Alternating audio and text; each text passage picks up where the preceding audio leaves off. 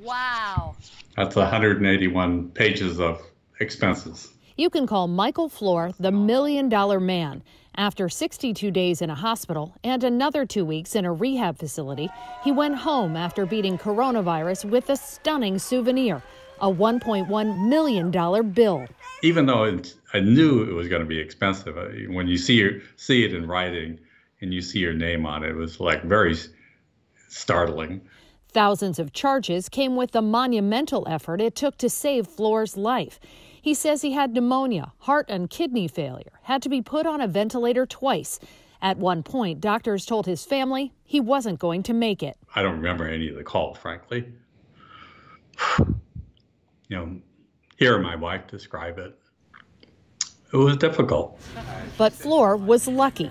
Not only did he make a full recovery, thanks to Medicare, supplemental insurance, and congressional funding that helps hospitals defray pandemic costs, he only had to cover about $3,000 of that $1 million bill.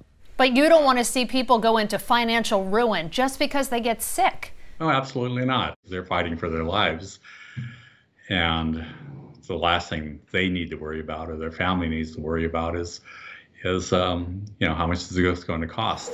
The cost of coronavirus varies from patient to patient. According to one national survey that looked at healthcare claims to estimate cost, the average charge for a COVID-19 hospitalization is $73,000 for someone without insurance. With insurance, that drops to about $38,000. The entire globe is going to have a bill to pay for COVID. Rebecca Owen is a member of the American Academy of Actuaries who works to evaluate trends and costs in healthcare. She says the impact on our bottom line, from taxes to insurance premiums, is still being determined. There's going to be a lot of costs, not just in healthcare. States who have expanded Medicaid, that is going to cost more money, and Medicaid rolls are paid for by taxpayers. So what happens with premiums is one thing, but what happens with the entire system is that COVID's going to be expensive. Which could mean more strain on the system and more shared costs.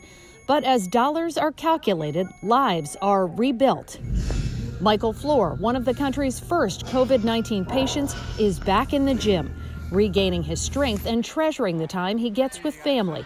But he's still keeping an eye on the mailbox. I'm not expecting any follow-up bills that say this is what you owe. Keep my fingers crossed. I haven't seen anything that says paid in full yet. I'm Josie Sturman for Spotlight on America.